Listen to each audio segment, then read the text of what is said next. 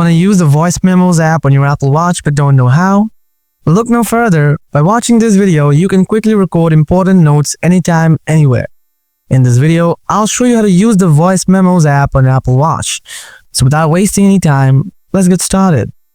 First, open up the Voice Memos app on your Apple Watch. Here you'll see a red circle icon. Tap on it. The app will show a timer and audio waveforms. That indicates your voice is recording. Speak clearly into the microphone on your Apple Watch. When you're finished recording, tap the red square icon to stop this. After stopping, the record will be automatically saved. And here you can see the recorded audio.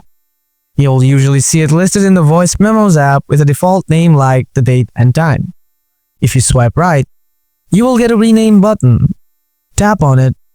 Now type anything to set a new name. Then tap Done. Here it is renamed. Now if you swipe left, you'll get a delete button. If you want to delete this record, tap on it. Now again to tap to confirm the deletion. And this is how you can use the Voice Memos app on Apple Watch. Hope you find this video useful.